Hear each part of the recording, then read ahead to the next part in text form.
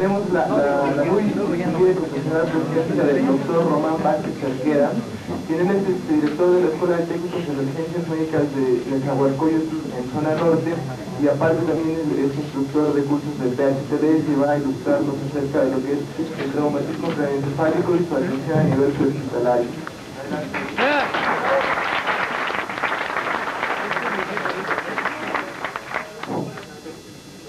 Bueno, vamos a pedirles por favor, las personas que están ahí, si pueden pasar unas o dos de ustedes para acá, alguno otro que se pase allá entre aquellos muros, y no me tapen a la chaparrita aquella que estaba haciendo muy molesto, ¿sí?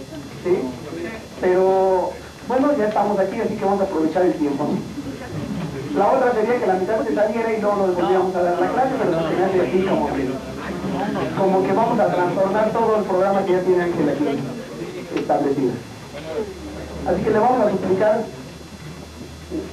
a todos ustedes que nos tengan tantita consideración y vamos a hacer esto un poquito más dinámico. Tengo hora y media, así que en hora y media, bueno, tengo una hora, porque ya se llevaron la media entre todos ustedes y el exponente anterior, pero bueno, vamos a hacer lo siguiente, vamos a hacer un poquito más de allá para acá y de aquí para allá, con la finalidad de que todos participen y todos estén atentos, ¿no? Así que cuando, perdón que no me sepa sus nombres, pero de repente cuando le diga, bueno, el de la cámara azul eléctrico que está ahí atrás, se para y si contesta mal, sabemos que cuando nos preguntan es la que no nos sabíamos, ¿no? Exactamente me preguntó cuando yo no me la sabía. Entonces, vamos a hacerlo de esa manera y vamos a empezar, Esteban, si nos hace favor. Separamos las luces para esta ponencia y vamos a pasarnos a la siguiente. Mira, cada vez que te ilumine aquella esquina, pásame la siguiente, ¿no? Como no me alcanzan a ver allá, yo soy el doctor Román Vázquez Cerqueda, soy director de zona norte en Nezahualcóyotl, ¿sí? Y soy instructor de PHTD. Pásame la siguiente. Cuando hablamos de trauma craneoencefálico, hablamos de todo lo contrario en la calle. O sea, si ustedes dominan traumatismo craneoencefálico y shock, ¿sí?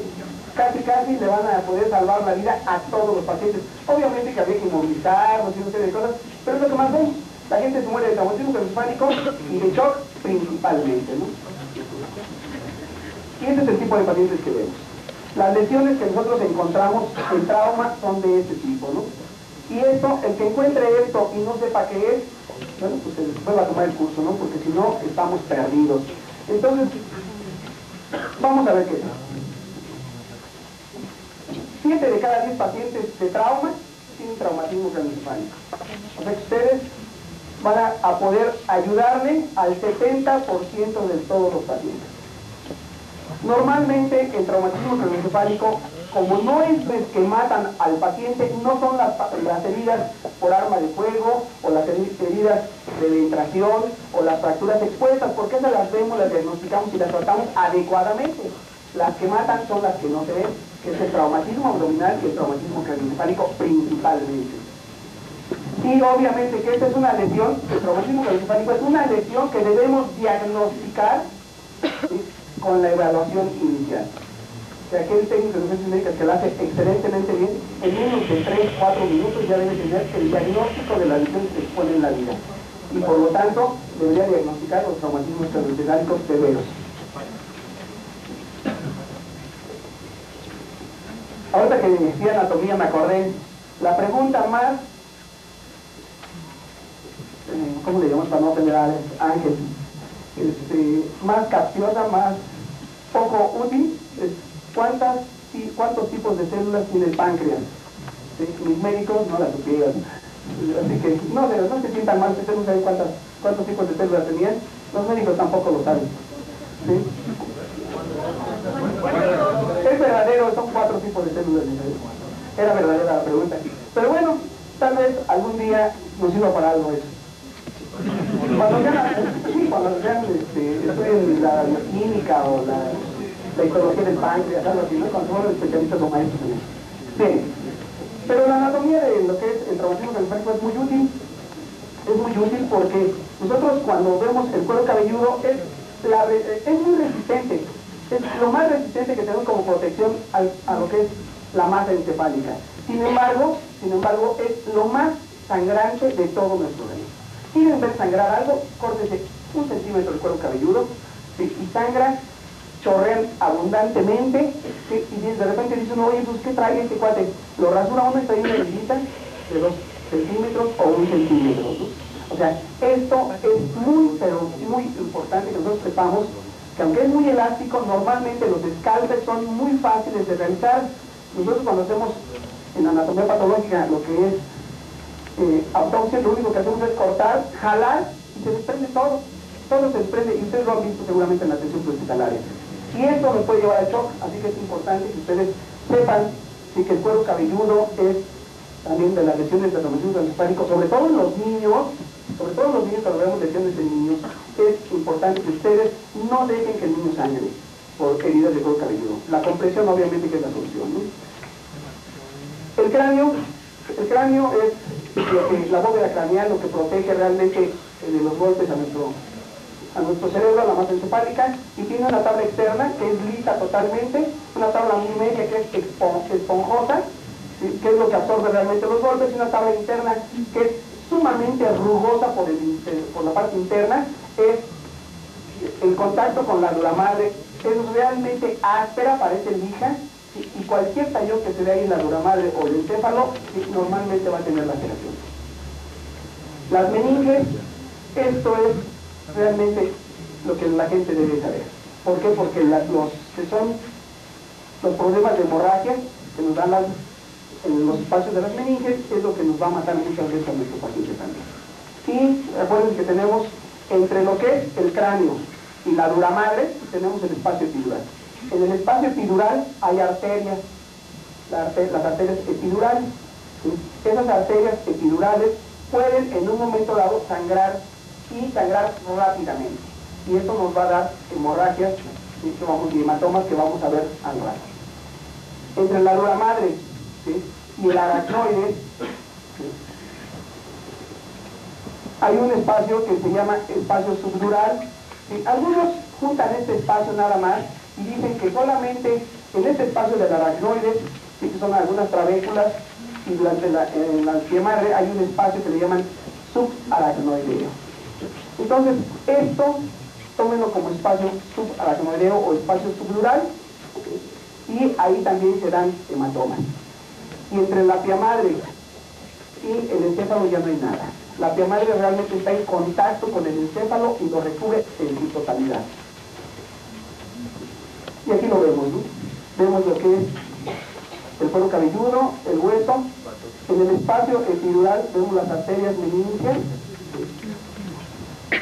Después vemos lo que es la dura madre, que es la capa más fibrosa y más dura de lo que son las meninges, obviamente, y abajo en el espacio subaracnoideo, ¿sí? encontramos, aparte del líquido, ¿sí? cefalorraquídeo que le llamamos, encontramos las venas meningias. Al ser venas, sangran lentamente. Esto nos da que tengamos hematomas en esta parte, ¿sí? agudos, subagudos y crónicos.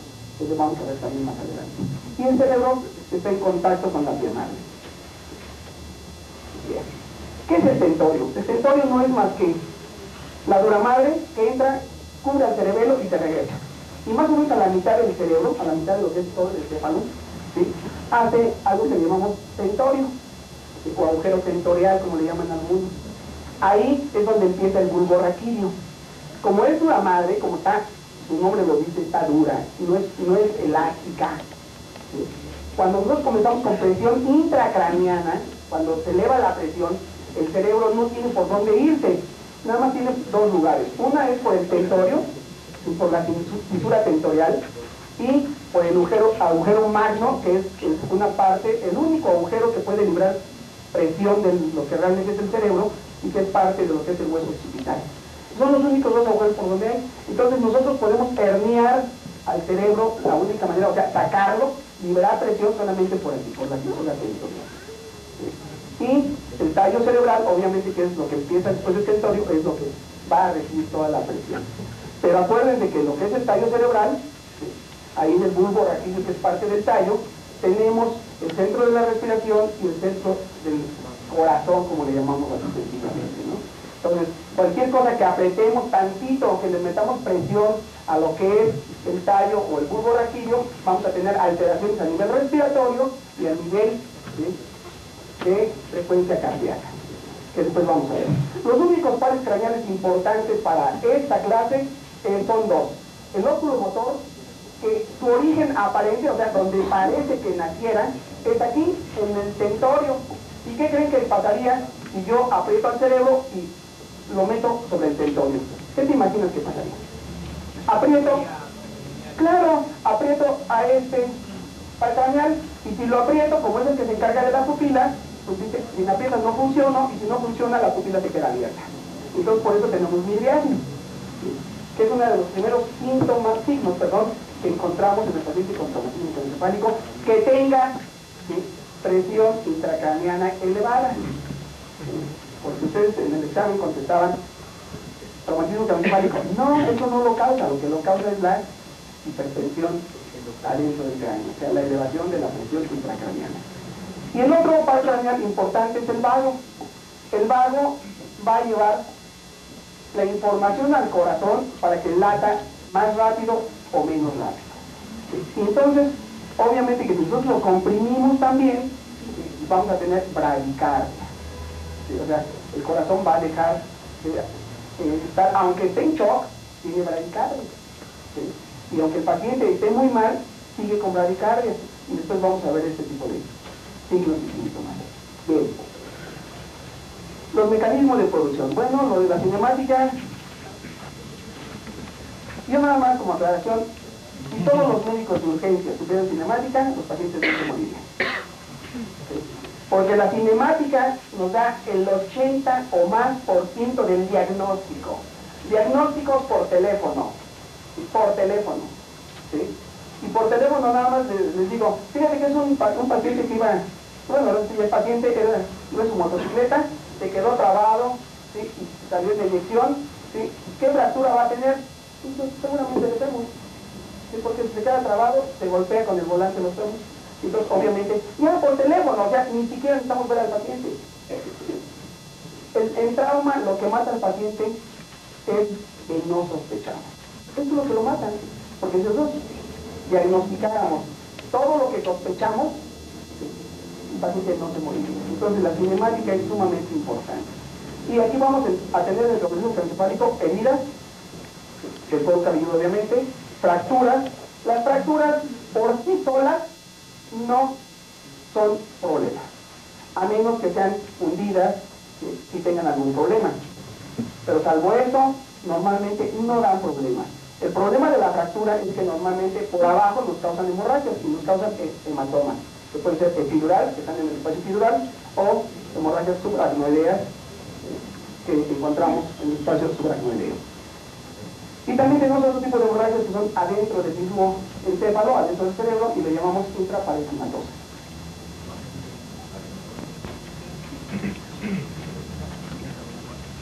Vamos a hablar un poquito de la fisiología y vamos a hacerlo lo más sencillo que podamos. Nuestro cerebro, lo único que no tolera es que ustedes le quiten el oxígeno y le quiten la glucosa. Eso es lo que no tolera. En el momento que ustedes le quitan oxígeno o le quitan glucosa, en ese momento cae en coma, ¿no? O sea, cae en inconsciencia, deja de funcionar. O sea, el paciente está en coma, porque le falta glucosa o porque le falta oxígeno. El cerebro no tolera eso. En base a esto, ¿qué necesitamos para que llegue oxígeno y glucosa? Necesitamos tener una irrigación adecuada al cerebro. Para que nosotros tengamos una irrigación adecuada al cerebro, necesitamos forzosamente, que la presión arterial media adentro del cerebro, en las arterias del cerebro, ¿sí? Y la presión intracraneana guarden su relación correspondiente. La presión intracraneal siempre tiene que ser menor que la presión arterial media. Cuando esta presión intracraneana,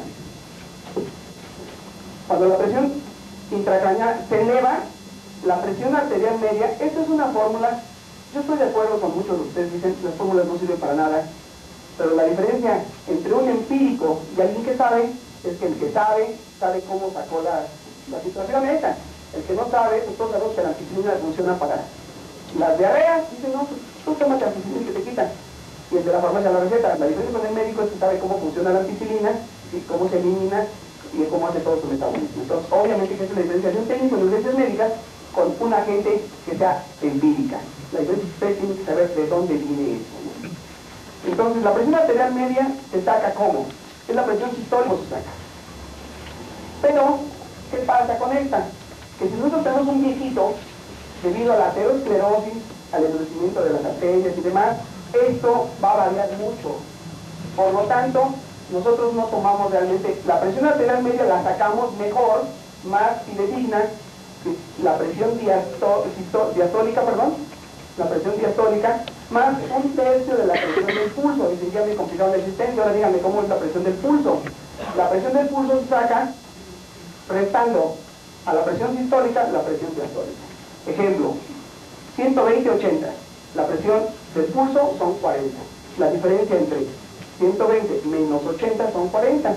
Entonces tenemos una presión del pulso de 40. Y a nosotros nos dicen que es la presión diastólica, y ya dijimos que son 80, y una tercera parte de la presión del pulso, entonces pongan la tercera parte de 40 y son 13.3. Entonces la presión arterial media de este paciente sería 93.3. ¿Sí? ¿Se entendió? No se entendió. Vale, no es. Ahora con parabolitos. ¿Sí? Yo estoy muy acostumbrado porque allá en el laboratorio de zona norte, por eso tengo un espécimen. Somos de electroaprendizaje, en serio, somos de electroaprendizaje. Entonces, somos de electroaprendizaje, explicamos 10 veces las cosas hasta que queden. ¿Se parece que después de cada noche que califica el examen, muchos de los alumnos pasaron? En serio, o sea, la mayoría pasó. ¿Sí? Eso significa que le estamos duro. Y los exámenes son, así casi es, pregunta directa, temática, y tú la respondes, por ejemplo, de traumatismo encefálico. Si no te sabes la escala de coma de Glasgow completa, ni siquiera te califico el examen. Tuvo uno de toda la escala mal, el examen ya no se califica, lo vuelve a hacer. Y el siguiente es oral, y si lo repruebas, te va el curso. O sea, la idea es cuál, que la gente lo tiene que entender. Por eso, la única gran ventaja, nada más para no caer en la verborrea, es que usted tiene derecho a no saberlo nada, y a no saber todo, y el que está aquí tiene que contarle las dudas. Así que ustedes pregunten. La presión arterial media es importante. Regresame la anterior, por favor.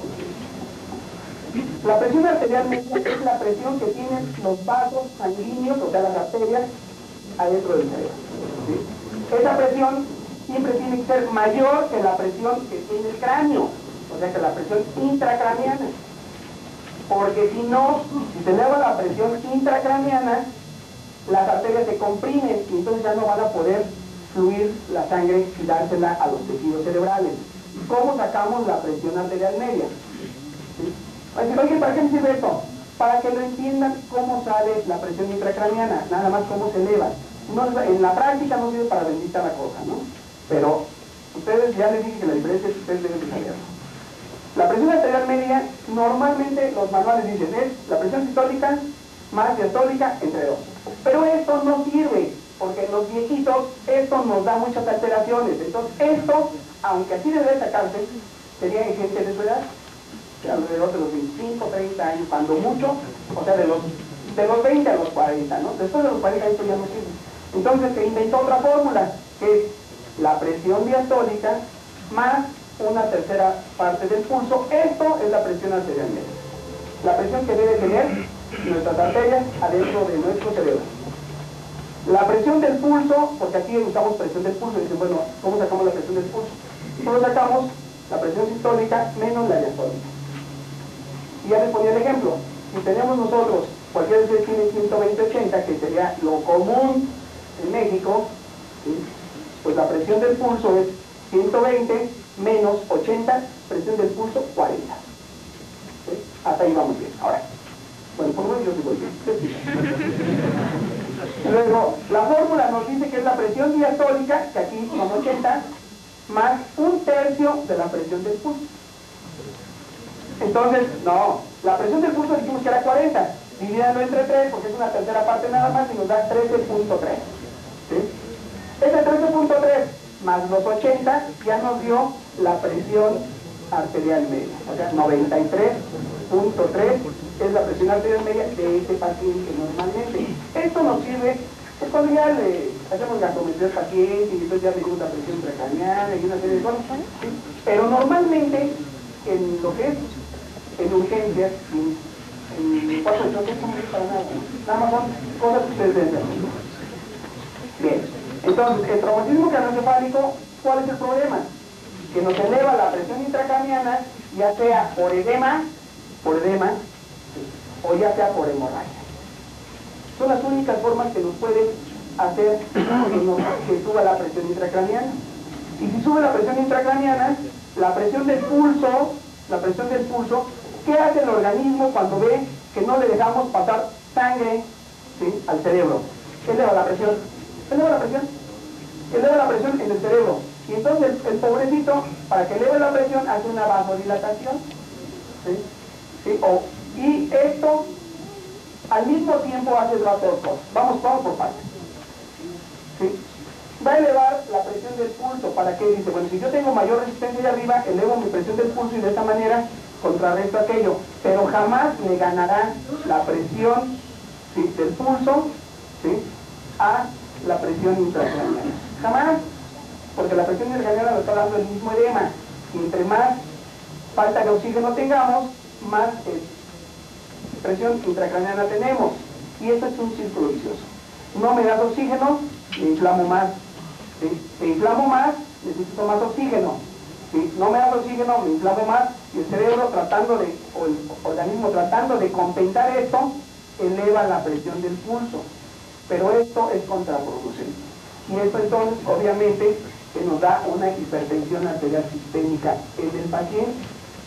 O sea, al final de cuentas, este paciente va a tener la presión alta. Por eso ustedes, cuando encuentran un traumatismo craneoencefálico, grave obviamente, no un coscorrón, van a encontrar que el paciente tiene la presión elevada. Bien, pásame aquí. Entonces, aquí está. El traumatismo craneoencefálico normalmente, al faltar oxígeno, va a retener CO2. El CO2 es el mejor vasodilatador que existe. Entonces, por lo tanto, los vasos se dilatan. Al dilatarse, de por sí no hay espacio, y luego dilatamos los vasos, pues menos espacio voy a tener. Por lo tanto, nosotros tenemos mayor volumen sanguíneo, sí, pero no hay filtración de un vaso hacia la célula. Y por lo tanto, la presión intracraneana se eleva más. Entonces, esto es muy sencillo. ¿Cuál es el problema realmente del traumatismo craneoencefálico? La retención de CO2. Que tiene que estar normalmente entre 35 y 40 unidades TOR. ¿Para qué sirve esto? Tampoco para nada, pero esa es una fórmula que dice, bueno, eso es lo normal, 35 a 40 unidades TOR. TOR con doble R, ¿no? Si ustedes retienen dióxido de carbono, van a llegar a tener mayor presión intracraneana por vasodilatación, por mayor edema, por falta de oxígeno y demás. Entonces vamos a llegar a lo siguiente. Sí, pásamelo. ¿El siguiente? El dióxido de carbono es el mejor vasodilatador. Y debe de estar entre 35 y 40 milímetros de mercurio o unidades TOR, como le llamamos. ¿Quiere preguntar algo? Sí. A ver. De la presión arterial media, ¿cuándo debemos suponer que hay una presión intracraneana? ¿Hasta dónde debe de llegar o cuál es el parámetro? No, los parámetros son, depende de cada presión de cada uno de los individuos. O sea, no es lo mismo que si tú tienes 130, 90, tu presión arterial media a nivel cerebral va a ser diferente de que si tú tienes 110, 70. Pero por eso la fórmula, si tú lo sacas, varía ligeramente, pero no es normal para esa persona. Bueno, ¿y? ¿Perdón? Bueno, ¿y luego qué? A ver. O sea, no lo entiendo. A ver, repíteme la pregunta. O sea, Yo tampoco. O sea, ya saqué la presión arterial media de ese paciente, pero se supone que eso es para saber el tipo de presión intracraneana que va a tener el paciente. No, nada más, lo único que necesitamos es, este es el dato que ustedes deben de saber, porque se lo pueden preguntar en el examen. Los exámenes son a ver quién reprueba, ¿no? Entonces, ¿sí? Entonces, es un dato, no va a servir para nada. O sea, lo único que sabemos es que cuando la presión intracraneana se eleve arriba de lo que tu paciente debe tener o se empareje, en ese momento el paciente va a comenzar a tener problemas de edema cerebral. Pero eso jamás lo vamos a saber nosotros. No, eso no, ni los médicos de urgencia, desde que te cuento. No, de verdad, ¿cuándo han visto a un neurólogo, a un neurocirujano valorando la presión arterial media de su paciente? No, no se da. No se da, o sea, en la práctica no se da. Pero esto es así como que dice, oye, ¿y el apéndice para qué sirve? No sirve para nada, pero tienes que saber por qué se formó el apéndice. ¿Sí? Sí, porque si no existiera apéndice, el intestino grueso no se pudo haber formado. ¿Sí? Entonces, es lo mismo, pero el apéndice no va a servir para hacer los hijos, entonces somos cirujanos generales, ¿no? Para lo que sirve. Esto es real, o sea, hay cosas que de repente no usamos en la práctica, pero la teoría es la teoría, y usted tiene que saber toda la teoría. Porque cuando de repente nos comenzamos a echar toritos, el torito es, te voy a preguntar lo más difícil y lo que creo que no sabe. ¿Sí? Y la gente que dice que sabe, debe saberse todo lo que es la fisiología, aunque normalmente no se use, ¿no? Bien, pero esto sí es importante. El dióxido de carbono, entonces ya dijimos que es el mejor vasodilatador. Esto es lo normal que debe tener nuestro organismo. Si ustedes quieren ayudarle a un paciente con traumatismo craneoencefálico, que esa es la idea, tienen que mantener el dióxido de carbono abajo de 30 milímetros de mercurio, porque esto causa vasoconstricción. Al haber vasoconstricción, ¿sí?, vamos a tener mayor espacio y menos edema, o sea, la presión intracraneal se va a elevar menos, que eso es lo que queremos. Entonces, vamos a tener menor volumen vascular y por lo tanto la presión intracraneal la podemos bajar. ¿Cómo bajaríamos el dióxido de carbono? Oxigenando. Conclusión, para lograr el barrido famoso que le llamamos en urgencias del CO2, solo hay que hiperoxigenar al paciente e hiperventilarlo. O sea, si nosotros tenemos una frecuencia ventilatoria normal del paciente entre 16 y 20 y 24 algunas veces, bueno, pues llévenlo entre 24 y 30, ¿sí? Pero, si lo llevan entre 24 y 30 con una alta concentración de oxígeno, van a lograr barrer el dióxido de carbono. Pero aguas. Al hacerlo así tienen que dejar que el paciente exhale. Si no exhala, retiene más dióxido de carbono y se vuelve contraproducente. O sea, hay que hiperventilarlo siempre y cuando dejando que el paciente exhale. O sea, saque, ¿sí?, lo que estamos tratando de barrer, que es el dióxido de carbono. Bien. Problemas del traumatismo craneoencefálico del paciente. La primera es pérdida de la vía aérea. Por lo tanto, ¿cómo vamos a tratar al paciente con traumatismo craneoencefálico? Con el manejo de la vía aérea, con el ABCD de trauma, que nadie debe brincar en ningún lugar del mundo, en ningún tipo de paciente. ¿Sí? Entonces, primero la vía aérea. Después resolver los problemas ventilatorios. ¿Dónde va a tener problemas el paciente? Ya dijimos que cuando tenemos la presión intracraneana, se encaja, ¿sí?, o sea, se hernía, como le llamamos nosotros, y causa un problema a nivel del tercer par y del décimo par, o sea, a nivel ventilatorio. Porque el bulbo raquídeo, ahí es donde está, ¿sí?, el centro de la respiración. Por lo tanto, nuestro paciente va a tener problemas ventilatorios luego. ¿Sí? Esto no es sencillo para ustedes, porque si alguien es el héroe de la película son ustedes, no el cirujano de trauma o el neurocirujano que está en urgencia, porque ustedes realmente, sin saber el problema, tienen que solucionarlo. ¿Sí? Allá pues, ya se abre y ya no sé qué tenía. Pero aquí hay otro problema, que normalmente el problema ventilatorio, si ustedes agarran a un bebé de 3 años y lo cargan, comienza a tener problemas ventilatorios y no tiene nada, nada más se puso a llorar, pero le da un miedo pavoroso que ustedes lo comienzan a agarrar como extraños que son. Además ustedes son 3 veces más grandes que él, ¿sí? Entonces algunos 4, ¿no? Algunos 2, como yo, ¿sí? Pero normalmente tenemos problemas con los pacientes pediátricos. Entonces al paciente pediátrico hay que valorarlo, sus problemas ventilatorios muy bien. Pero decía yo que ustedes tienen el mayor problema porque el trauma normalmente no viene trauma de cabeza, sino que viene trauma craneoencefálico, más trauma de tórax, más trauma de pelvis, más trauma de extremidades, más trauma abdominal y a veces toque, ¿sí?, y una serie de problemas. Entonces, ahí hay que valorar bien los problemas ventilatorios.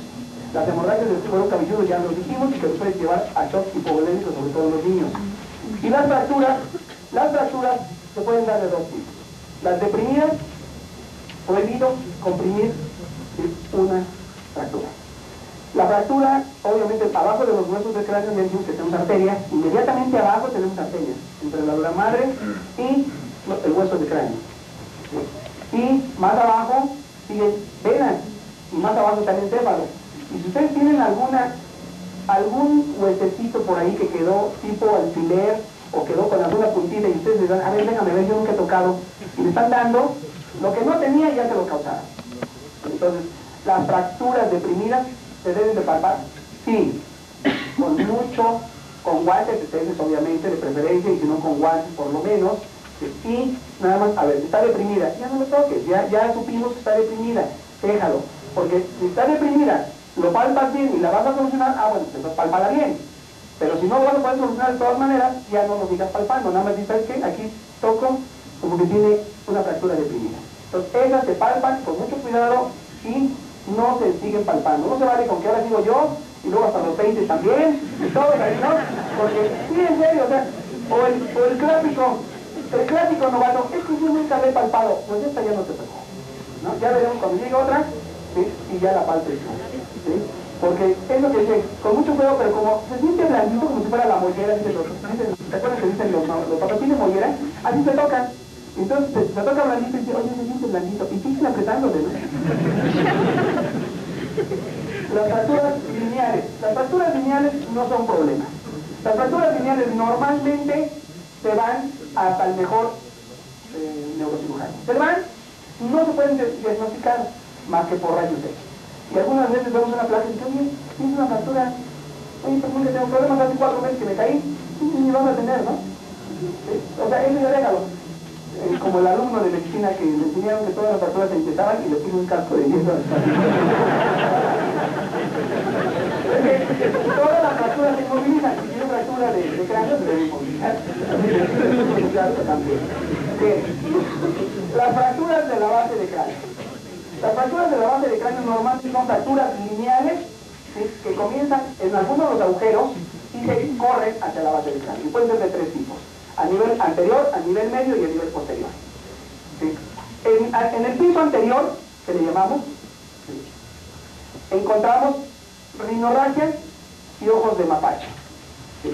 ¿Por qué los ojos de mapache? Los ojos de mapache es porque el sangrado va y se localiza a nivel abajo de la piel y eso nos da un ligero amoratamiento de los ojos, ¿sí? Se ven morados los ojos, pero esto nunca lo van a ver ustedes, o lo van a ver en pacientes muy, pero muy mal, y normalmente católicos, como digo ustedes. ¿Por qué es raro encontrarlo? Porque se da entre las primeras 24 horas se da. Entonces puede ser que ustedes llegan a los 15, 20 minutos, cuando más tarde llegan a la hora, ¿sí? Al accidente, estos ya no lo van a encontrar. Es raro que lo vayan a ver, pero si lo encuentran, es fractura de piso anterior, ¿sí? Y normalmente tiene ese paciente o está muy grave o tiene alrededor de 24 horas de cerebro traumatismo. La rinorragia es un grave problema, eso sí lo ven ustedes, y es un grave problema porque no es más que la salida de líquido cefalorraquídeo a través de cualquiera de las narinas. ¿Y eso cómo lo diagnosticamos? Bueno, acuérdense que el líquido cefalorraquídeo es un líquido blanco transparente de agua de roca, así tan transparente y cristalino como el agua de roca. Y de calcetines de cartón, el agua de roca es lo más transparente y lo más cristalino que ustedes pueden imaginar. ¿Cómo lo diagnosticamos si normalmente viene junto con una hemorragia? ¿Perdón? Gracias, me salvaste. Pero grítaselo para que despierten de atrás. No, sí, ¿cómo no? Ah, no. Que se pare y que baile. A ver, ¿hay una técnica para saber? Se ve que no somos mujeres. Miren, normalmente la técnica es ponen alguna servilleta de papel o algún papel y normalmente hace un doble anillo.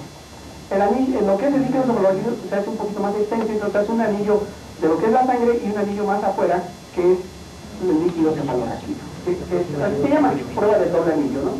Y el piso medio nos da normalmente otorragia.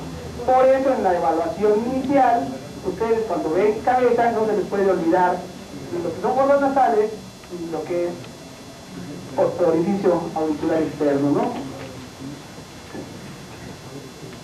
Y el piso posterior nos da un signo también muy parecido a los ojos de mapache, pero atrás de la oreja, exactamente atrás de la oreja, retroauricular, que se llama signo de Wagner, que es una equimosis retroauricular. Y esta es una equimosis, ¿sí?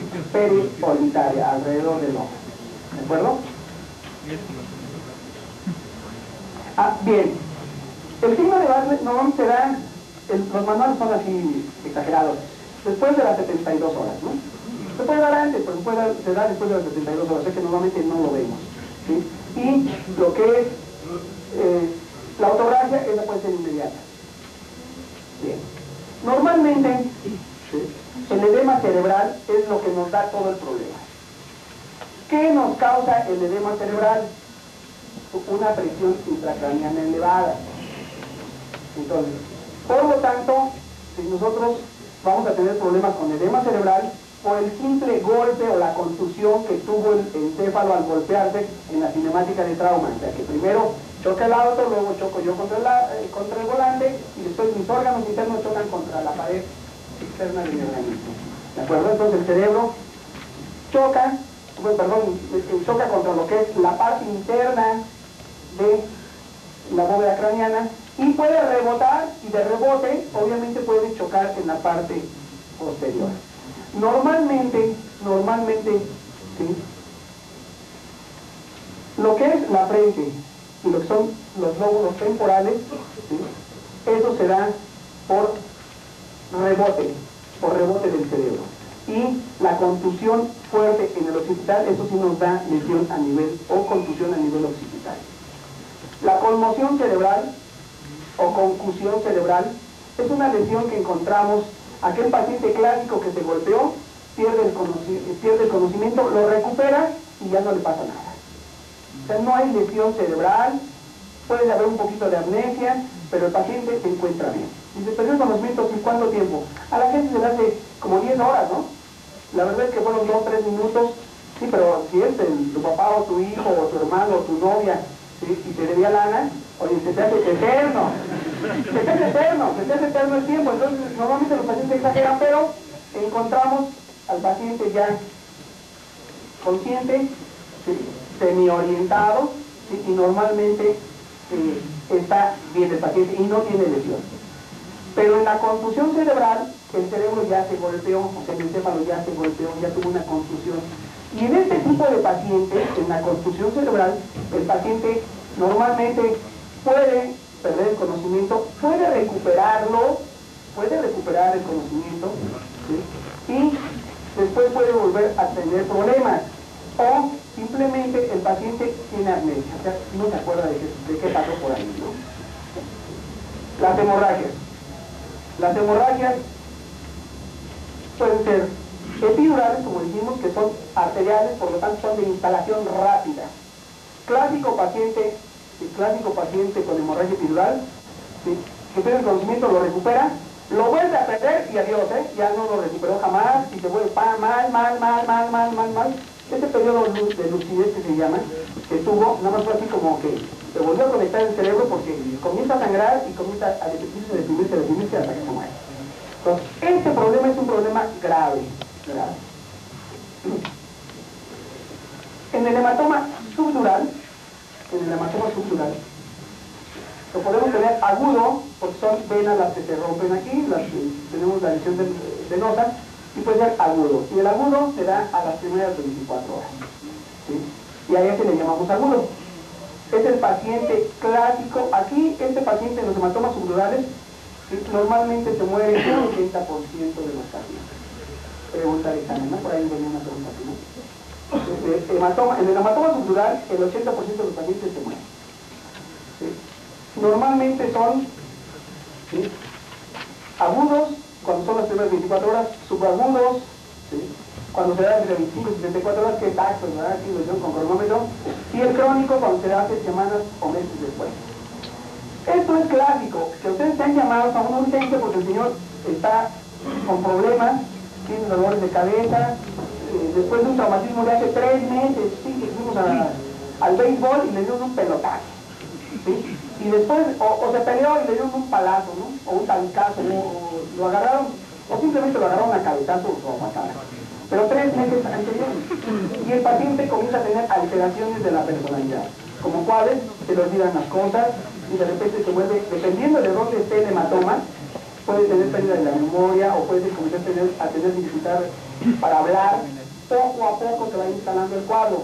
Y normalmente este hematoma subdural crónico es gravísimo, normalmente no lo podemos sacar adelante, cuando ya lo diagnosticamos porque el paciente ya está mal, normalmente la gran mayoría se muere. Y el hematoma intracerebral, que la gran diferencia con nosotros es que este nos da lesiones localizadas.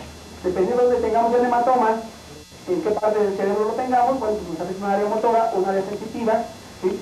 Y ya podemos ver qué está pasando. En todos estos hematomas, acuérdense que pueden darnos la presión intracraneal elevada, porque están ocupando un espacio que no existe en el cerebro. Y entonces normalmente nos van a dar ese tipo de lesiones. Pásame la siguiente. Bueno, aquí tenemos una fractura lineal, aquí tenemos una fractura hundida, aquí hay una fractura de la base del cráneo, y aquí no tenemos más que un hematoma, ¿no? Un hematoma, que eso es lo común que nos hace cuando nos golpean.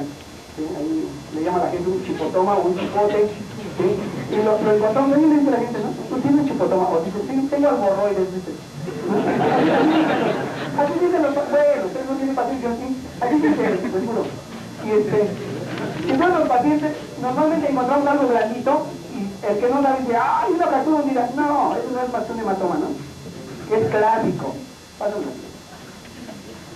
Bueno, pues estos hematomas enormes que encontramos aquí ya no hay ni qué pensarle, ¿no? Y ven cómo se comprime, y de verdad se comprime de esa manera el cerebro, de esa manera se comprime. Y obviamente que hay hematomas que se quedan abajito de lo que es la dura madre, ¿sí? Y que se van extendiendo a todo a nivel de lo que es el espacio dural o supracnoideo, ¿no? Este es un hematoma, ¿sí? Por trauma directo, y es uno intracerebral, aquí hay otro y aquí hay otro, ¿no? Y eso también se da, no nada más podemos tener un hematoma en un solo lado, podemos tener hematoma en dos regiones al mismo tiempo, ¿no? Obviamente que el cerebro termina, pero todo, ¿no? Bien. La famosa tríada de Cushing. La tríada de Cushing, ¿sí?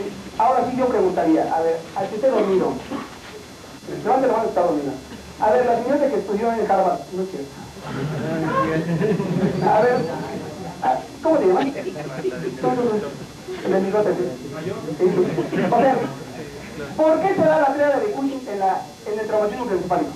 O sea, ya encontramos que la presión arterial se va a elevar, ¿sí? Porque tratamos de elevar la presión arterial media. La bradicardia no la da porque están comprimiendo al vago. La respiración central es porque el bulbo raquídeo se está dañando también, o sea, lo estamos apretando. Y la miliar se da porque estamos apretando el tercer paracraneal. ¿Por qué se da la tríada de Cushing? No, pero ¿cuál? No. Ajá. A ver, ¿quién me dice por qué se da? ¿Tú crees? Sí. Pero, ¿qué ocasionó todo esto? No. ¿Perdón? Levante, a ver, allá. La falta de O2. No te escucho. El aumento de dióxido de carbono y... No, espérame. Allá. No, eso lo quitaron y estaba mal, ¿eh? A ver, el de verde. ¿El aumento de qué? De la región intracraneal. Esa es la contestación correcta. Acuérdense, porque dicen ustedes, el traumatismo craneoencefálico. No, fíjense que yo lo hago así, me dio un traumatismo. Este es un traumatismo craneoencefálico. No, es un traumatismo craneoencefálico. Y no me causa la tríada de Cushing. Para que me cause la tríada de Cushing, para que aparezca, tiene que haber elevación de la presión intracraneana. Eleva la presión y por lo tanto comprimimos, ¿sí? Herniamos al cerebro a través de lo que es el tentorio, comprimimos el tercer par, comprimimos el vago, comprimimos el bulbo raquídeo y entonces ya encontramos esto en el paciente. Si no hay elevación de la presión intracraneana, jamás tendremos esto, jamás. ¿Sí? Pásame la siguiente. Tan fácil que era contestar la pregunta. Bien, ahora, adelante. Perdón, una pregunta. ¿Es entonces la tríada de Cushing cuando se presenta el vómito? Sí, es por la misma compresión del vago, el vómito. Que realmente es un proyectil, ¿eh? O sea, es así, todo, y así como si de verdad estuvieran jugando aquí un poco más lejos.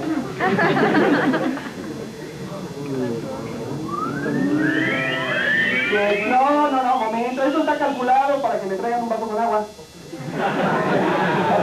Y Y es el tiempo de las preguntas. ¿Ya? Oye, espérame, no llegó el otro lado. A ver, pero si tú hablas conmigo, los demás no te escuchan ni te duermen, que de por sí el calorcito está así como para dormirse, ¿no? Párate y dura.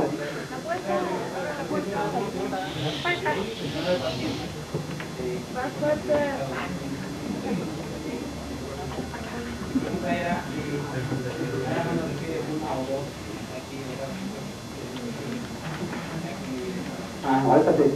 Vamos a ver ahora cómo podemos saber qué tan dañado está el bulbo raquídeo, o sea, qué tanta presión hemos logrado escapar por el tentorio, ¿sí?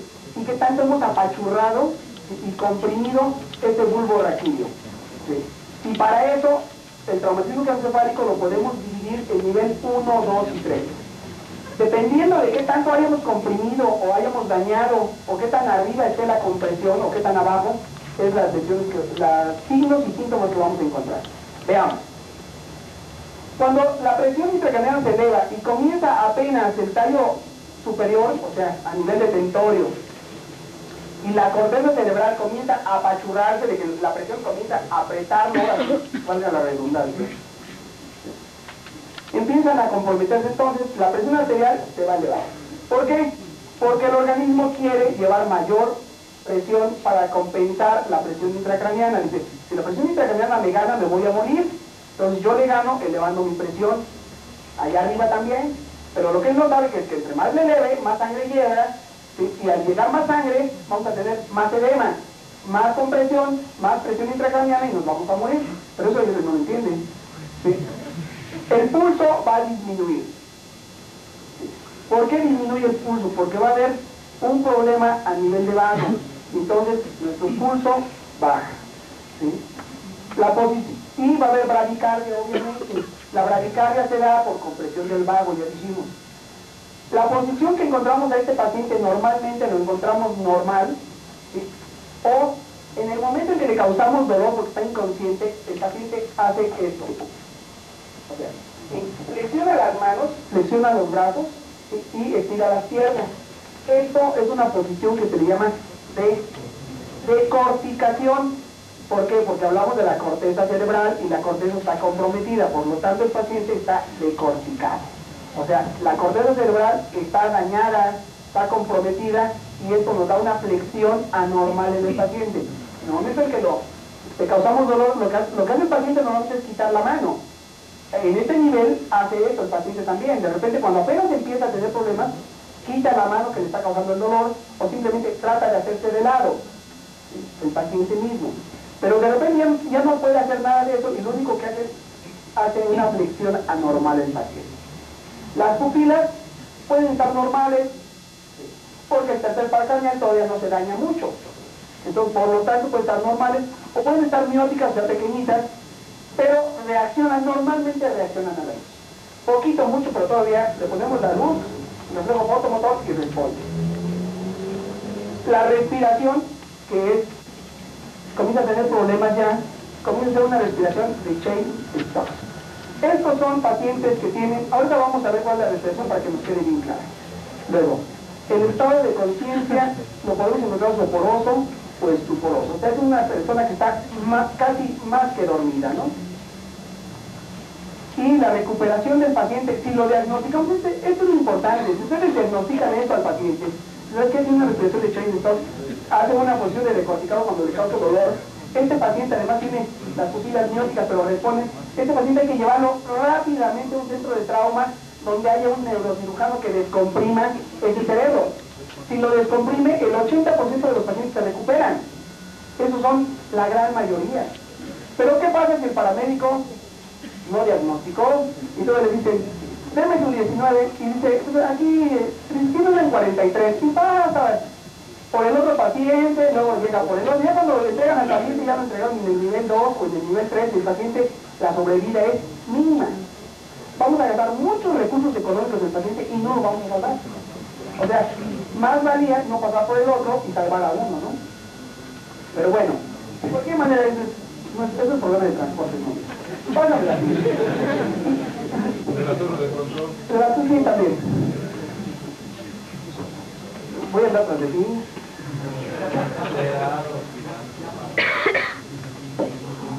No tienes un vaso. Me dijo que tenía, ¿no? ¿Aquí?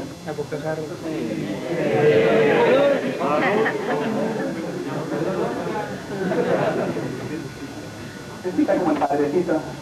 Y se decía, es agua, dice, no, es tequila, lo que pasa es que me gusta más el tequila que el agua. Esta es la de Chain Stokes. Vean nada más, es una respiración superficial, lenta, superficial y lenta, y comienza a hacerse más profunda y más rápida.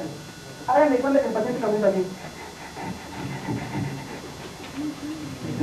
O sea, se eleva, baja, y exactamente así. Para que no se les olvide.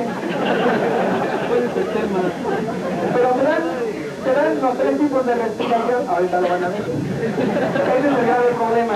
Bien. Y después hay un periodo de apnea. Y vuelve a tener el mismo patrón. ¿De acuerdo? ¿Dudas sobre este tipo de respiración? No. Gente conocedora, todos casados. Traumatismo craneoencefálico. El traumatismo craneoencefálico nivel 2, obviamente que la presión intracraneana ya está más elevada, hay más edema, tenemos más problemas a nivel interno de lo que es el cráneo, y entonces el tallo cerebral ya se compromete. Ya cuando está comprometido, la presión arterial sigue alta. Vean, la presión arterial no baja. No vamos a tener, a menos que el paciente tenga un estado de shock por una hemorragia abdominal o por una extravasación, ¿sí? O porque tenga una fractura de pelvis y esté secuestrando líquidos, o porque tenga una afección de alguna de las arterias. Por otra cosa podemos tener shock, pero normalmente el paciente, la presión arterial, o sea la TA famosa, está elevada. El pulso sigue bajo. La posición es de descerebración.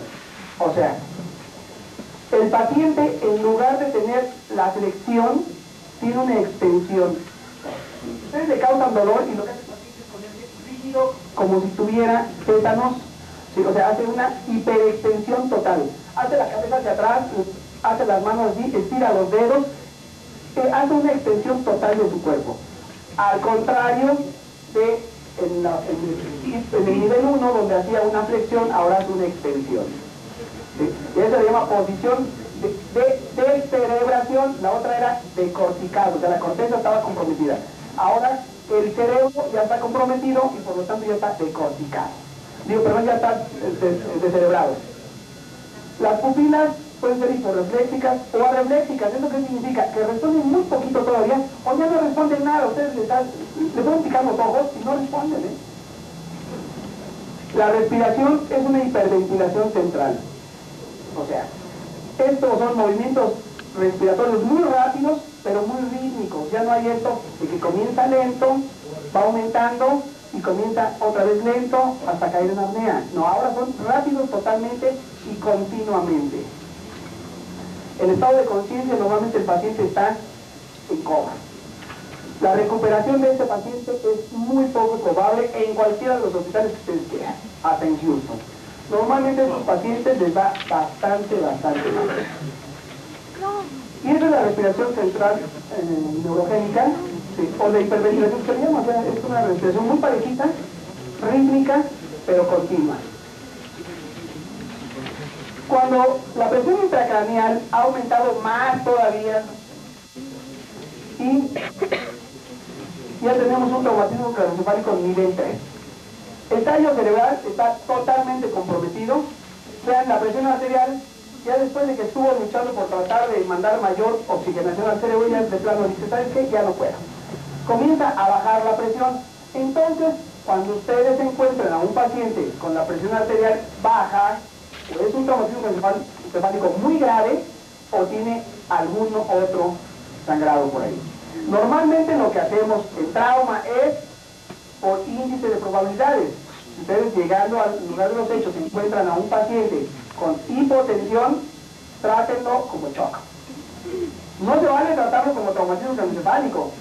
No, lo tratan como si fuera shock y le canalizan 2 días y le meten en soluciones y lo tratan. Porque lo más seguro es que tenga un shock y no tenga, o sea, esté chocado, ¿sí?, por una hipotensión, un sangrado abundante y no por un traumatismo nivel 3, que sería lo más raro. El pulso es rápido y irregular. En este momento el paciente ni se flexiona ni se extiende, simplemente está plácido totalmente. Como normalmente pone la gente cuando se desmaya. La gente normalmente, los bebés cuando se desmayan se ponen plácidos, así se ponen normalmente estos tipos de pacientes. Las pupilas son arefléxicas, ya no responden, son esos ojos tipos que le llaman de muñeca, pupilas de muñeca así con una pupilota así grandototas. Una respiración que es atáxica o apneico, o sea, de repente respira, de repente ya no respira nada, ¿sí? Y tiene tiros intercostales, la respiración es muy superficial, es muy irregular, o sea, es una respiración totalmente irregular. De repente le encuentra que respira muy profundo, de repente respira muy superficial, de repente no respira y ahí se la va llevando. El estado de conciencia está en coma profundo el paciente, no responde al dolor, y este paciente, si el otro no lo recuperábamos normalmente, este menos, ¿no?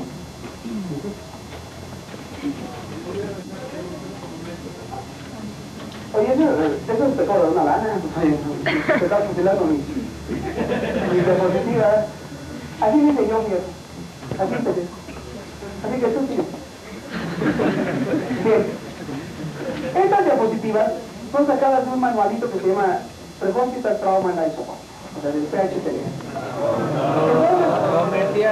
Esto es real, o sea, la verdad es que el examen, yo, el único que estoy de acuerdo, es que el que tomó un curso básico y no tomó el PHTLS, el examen trae mucho de PHTLS. O no trae mucho, pero sí trae cosas de PHTLS. Que se supone que se los dieron los instructores a ustedes, pero si no iban a clases, bueno, pues estamos. Y si al instructor se lo olvidó, pues ya lo hicieron. Pero, esto es así, ¿no? O sea, así de sencillo, dije, el que ya tomó el PHTLS, esta clase ya la había yo oído alguna vez. El día para el siguiente, porque si no, el próximo orador me va a acordar. Es una respiración atáxica, vean nada más, también se llama medular, y vean, es totalmente irregular. Vamos a ver. ¿Qué vamos a encontrar ahora en el paciente que tiene traumatismo craneoencefálico? Cuando se aumenta la presión intracraneana, vamos a encontrarlo inconsciente, con vómitos de proyectil, con anisocoria. La anisocoria es cuando una pupila está, cuando las pupilas son diferentes, de diferente tamaño. Puede ser una grande y otra chiquita, o al revés, las dos son grandes y la otra chiquita, como quieran, pero encontramos anisocoria. Y esto nos habla esto es importante, fíjense, porque si ustedes le dicen al neurocirujano cuál fue la pupila que primero tuvo dilatación, la que primero cayó en midriasis, el neurocirujano sabe de qué lado está el hematoma o de qué lado está la lesión, porque normalmente la primera pupila que cae en midriasis, de este lado está la lesión. Entonces dirán, oiga, ahí te dicen que se cruzan la deposición de la pirámide y dice que sí, pero no en los ojos. En los ojos no. La lesión está del lado donde hubo la midriasis. De ese mismo lado está la lesión. ¿Sí? Los ojos de muñeca, obviamente, o sea, midriasis total.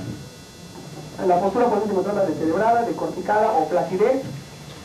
La hipertensión arterial siempre va a estar presente al inicio del traumatismo craneoencefálico con hipotensión arterial igual a nivel 3 o busca el otro sangrado, ¿no? Pulso bradicárdico, obviamente, alteraciones pupilares, ya dijimos, y alteraciones respiratorias que ya vimos.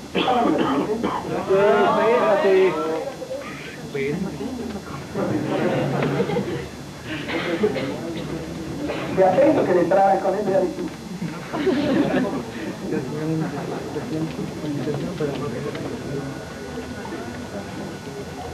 Es por lógica. Si ustedes se acuerdan de todos los signos prácticas, no es por lógica sacar los signos. Póngame la siguiente, por favor, aunque te paren así. Ahora, ¿qué pasa con los bebés? Los bebés son ligeramente muy diferentes.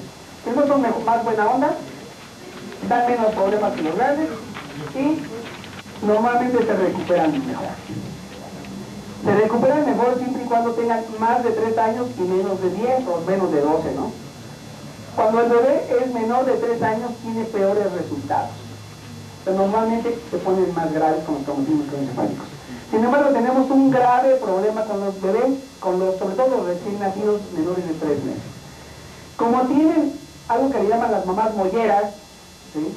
Como tienen huecos, tienen dos, uno anterior y otro posterior, lo que hacen estos... ¿Nunca están usando el video? Lo que hacen estos bebés es que pueden tener hematomas y no dar sintomatología. ¿Por qué? Porque los huesos del cráneo se expanden, se pueden abrir y por lo tanto los bebés son muy engañosos. Pueden tener una presión intracraneana muy elevada y no dar mucha sintomatología. Por otro lado, los bebés también, cuando comienzan a dar sintomatología, aguas, en ese momento es porque ya están graves. Los vómitos en los bebés son frecuentes. Ellos vomitan si les gustó la leche y si no les gustó también la vomitan. Vomitan y lloran. Vomitan si tienen tos. Vomitan si le aprietan la panza. Si el bebé llora y llora mucho, acumula aire en el estómago y en el momento que le aprieta tantito el estómago, vomitan. El vómito en el bebé no siempre es traumatismo craneoencefálico. Puede ser normal. También las crisis epilépticas en el bebé pueden ser normales después de un traumatismo.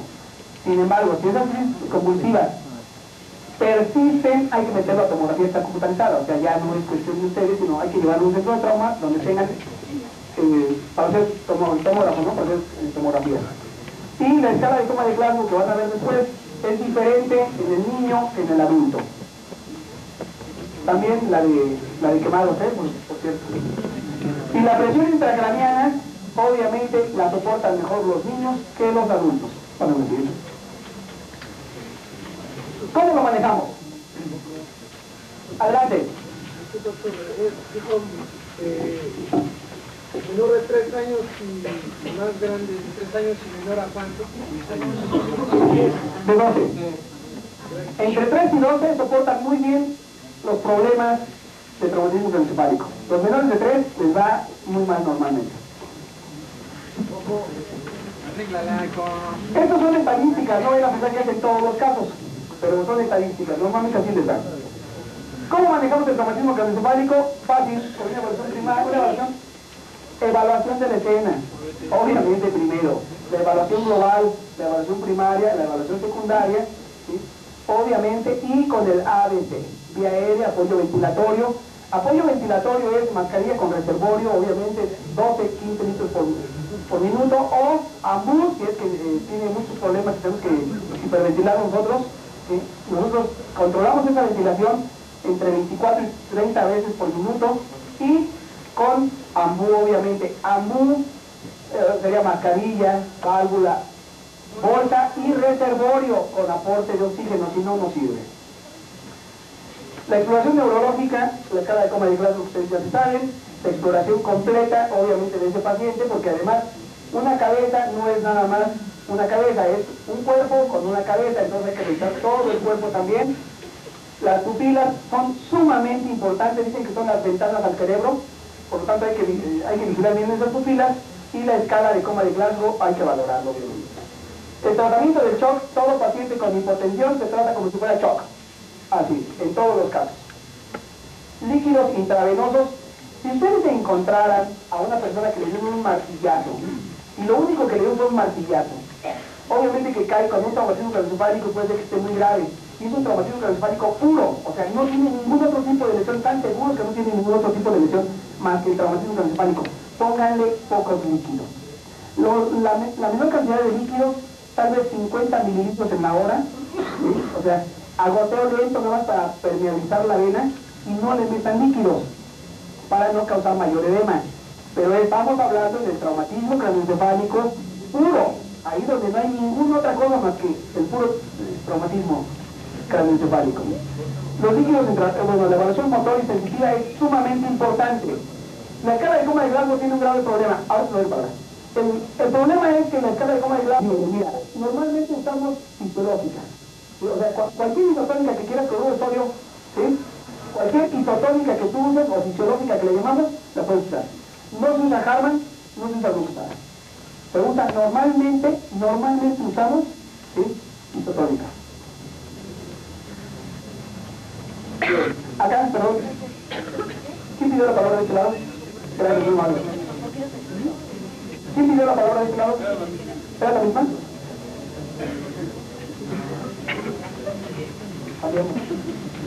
Saliste ganando, pero la tuya sale de drenaje. Sí, pero un poquito. Bien. Nosotros normalmente lo que hacemos con esos pacientes es evaluar las 4 extremidades, si es que están semi-inconscientes, ¿sí? O somnolientos, evaluamos las 4 extremidades, tanto motora como sensitivamente, o sea, ver si sienten las 4 extremidades o si pueden mover las 4 extremidades. Y esto se le llama... Había una pregunta de examen. ¿Quién se acuerda de la pregunta de examen? Decía, ¿a qué se le llama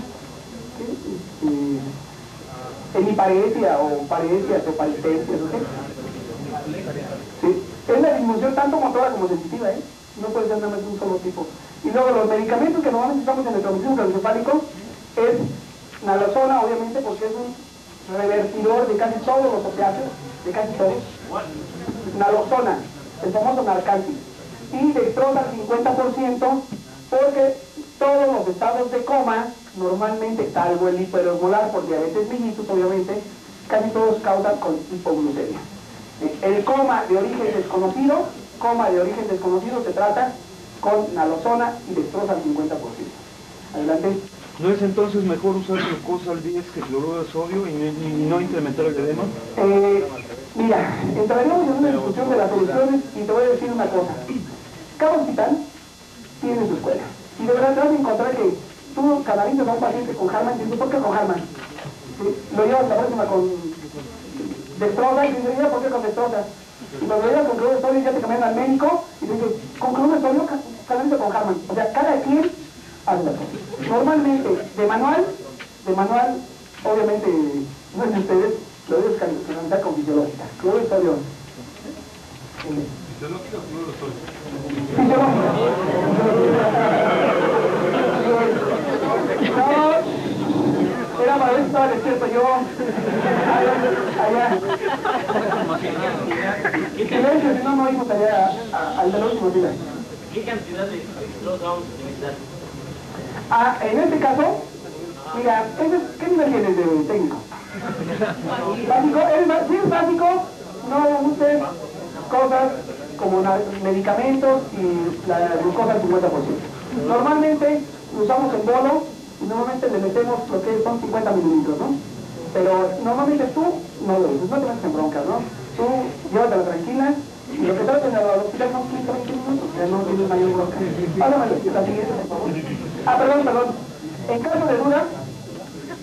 caso de duda, shock o traumatismo craneoencefálico, siempre se trata como si fuera shock. Siempre. O sea, oye, no sé si es el traumatismo craneoencefálico o el shock el que me lo tiene aquí. Por índice de frecuencia se mueven más por shock que por traumatismo craneoencefálico. Por lo tanto, lo tratamos como shock. Con pantalón neumático anti-shock, obviamente lo tenemos, y con líquidos a 2 días, y a chorro. La siguiente. Y como... Perdón. Nos está diciendo que manejemos una vía permeable con cloruro. ¿Sí? Después nos está diciendo que manejemos con pantalón de shock y doble vía chorro. Permítame. Yo aclaré que cuando ustedes tengan un traumatismo craneoencefálico puro, como el martillazo que les dije, ¿sí? Lo usamos con fisiológica, agoteo lento, nada más para permeabilizar vena. Pero si ustedes tienen al paciente hipotenso, sangrando, en estado de shock, y no saben si el sangrado o el shock, mejor dicho, que tiene el paciente se debe al mismo traumatismo craneoencefálico, porque puede estar hipotenso por el puro traumatismo nivel 3, ¿sí? O puede estar porque le falta sangre y líquidos a ese paciente, en ese momento que no sé qué hacer, lo trato como si fuera shock. Y entonces le pongo pantalón neumático con doble vía, aunque tenga el CC, porque si no, no va a llegar al hospital. Si ustedes tienen un paciente chocado, ¿sí? Y no le ponen líquidos, no llega al hospital, por lo tanto hay que tratarlo como si estuviera chocado, ¿sí? Es exactamente el mismo caso cuando ustedes se encuentran a un paciente diabético y no saben si está en coma, porque tiene problemas de un coma hiperesmolar o tiene problemas de hipoglucemia, que puede tener los dos casos. En este caso lo tratamos como si fuera hipoglucemia. ¿Pero no aumenta el edema? Sí, aumenta el edema. ¿Y qué hacemos con el paciente? A ver, paciente que tiene fractura de pelvis, ¿sí? Tiene ruptura, lo más común, ruptura de alguna víscera mágica, de hígado o vaso, con una hemorragia tremenda, y que tiene un traumatismo craneoencefálico con fracturas hundidas, ¿sí? Y tiene un nivel 2 en traumatismo. ¿Qué haces?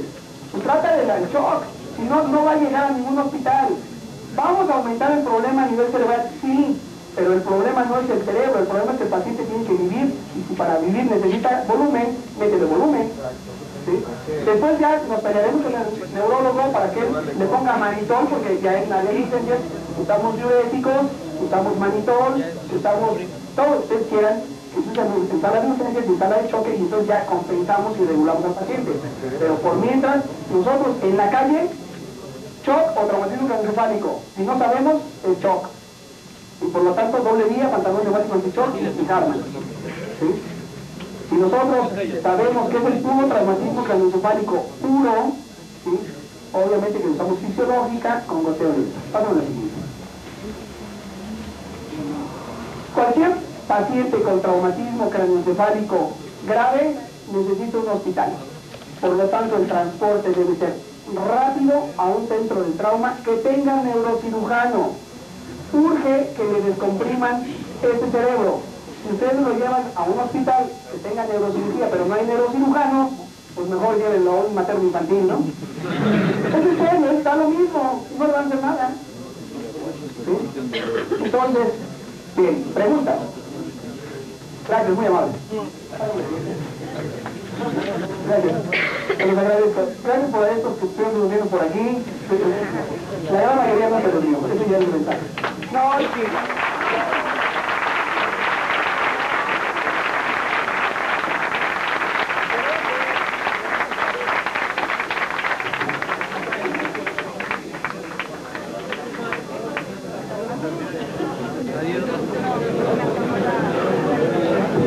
Bien, pues le agradecemos enormemente su sabia presencia al doctor Román Vázquez y